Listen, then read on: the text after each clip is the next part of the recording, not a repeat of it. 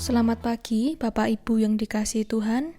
Salam sejahtera bagi kita semua. Renungan firman Tuhan pada hari ini saya berikan tema Selalu Ada Harapan.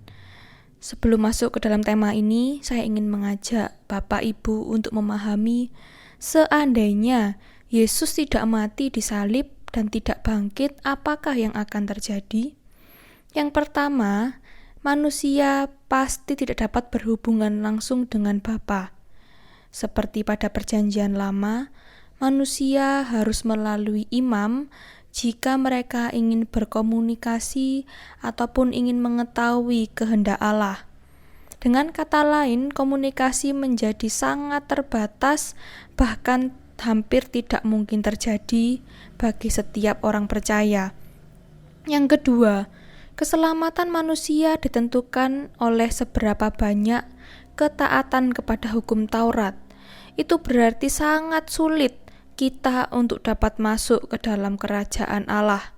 Dan masih banyak lagi hal mengerikan jika Yesus, Tuhan kita, tidak mati di atas kayu salib dan dibangkitkan.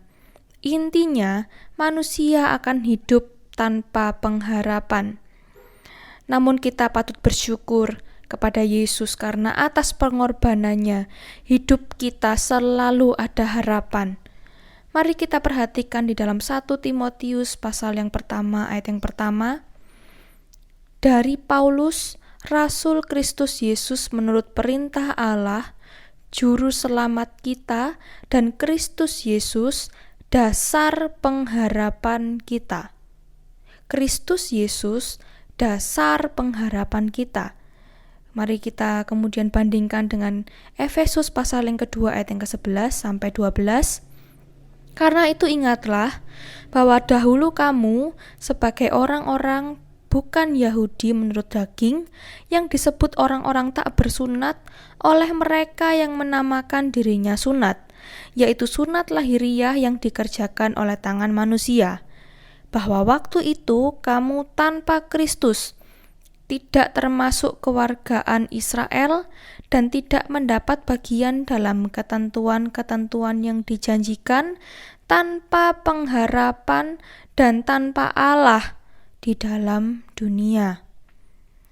Mari kita melihat juga pengharapan apa yang kita terima karena kematian dan kebangkitannya.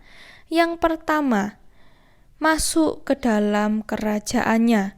Kolose pasal yang pertama ayat 13 dikatakan, Ia telah melepaskan kita dari kuasa kegelapan dan memindahkan kita ke dalam kerajaan anaknya yang terkasih. Di mana sudah banyak dijelaskan melalui khotbah-khotbah bahwa di dalam kerajaan Allah ada jaminan akan kesejahteraan, jaminan akan kesehatan, pemulihan, kebahagiaan, bahkan hidup yang kekal. Ini merupakan pengharapan bagi orang percaya bahwa semuanya itu sudah disediakan bagi kita melalui Kristus Yesus.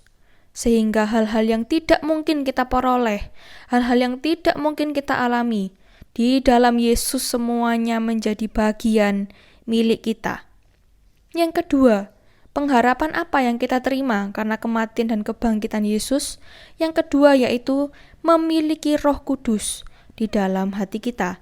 Yohanes pasal yang ke-16 ayat yang ke-7 dikatakan, Namun benar yang kukatakan ini kepadamu, adalah lebih berguna bagi kamu jika aku pergi. Sebab jikalau aku tidak pergi, penghibur itu tidak akan datang kepadamu. Tetapi jikalau aku pergi, aku akan mengutus dia kepadamu. Bapak Ibu yang terkasih, betapa berharganya Roh Kudus yang sekarang tinggal dalam hidup kita. Karena hanya oleh kematian Yesus, Roh Kudus baru dapat tinggal dalam hidup orang percaya. Dan dengan keberadaan Roh Kudus, kita beroleh pengharapan untuk mengerti kehendak Allah dan berkomunikasi dengan Allah secara langsung tanpa melalui pengantara. Dengan keberadaan Roh Kudus, kita juga beroleh pengharapan untuk dapat melakukan hal yang Yesus dapat lakukan. Kita dapat menyembuhkan, kita dapat mengusir setan, bahkan dikatakan kita dapat membangkitkan orang mati. Bapak Ibu yang dikasihi Tuhan, tidak peduli seberapa besar kesengsaraan, seberapa dalam penderitaan, seberapa kesepian Bapak Ibu sekalian, betapa cemasnya akan ketidakpastian, ingatlah selalu bahwa ada harapan bagi setiap kita. Karena Kristus Yesus telah mati, Kristus Yesus telah bangkit, dan itulah yang menjadi dasar pengharapan kita. Mari kita berdoa.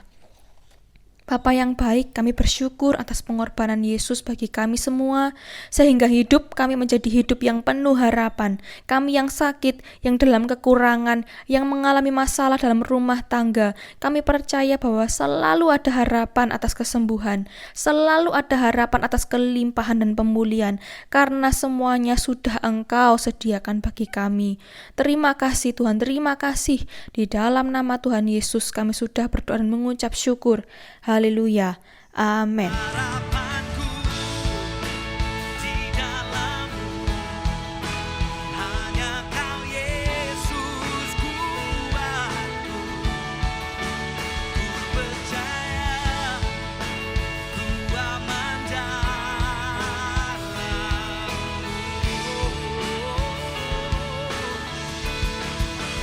Harapanku di dalam-Mu, hanya Kau Yesus kuatku.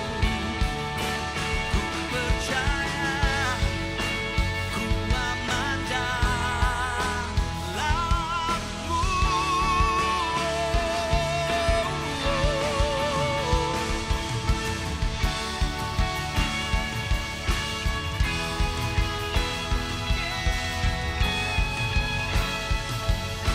Kaulah harapanku.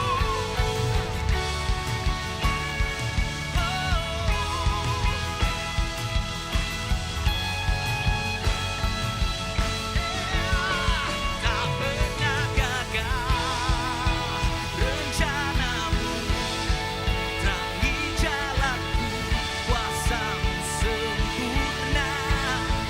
Pengharapanku takkan hilang, sebab masa depanku Kau sediakan.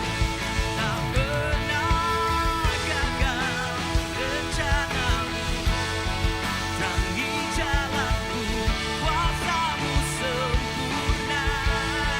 Pengharapanku takkan hilang, sebab masa depanku dalam-Mu.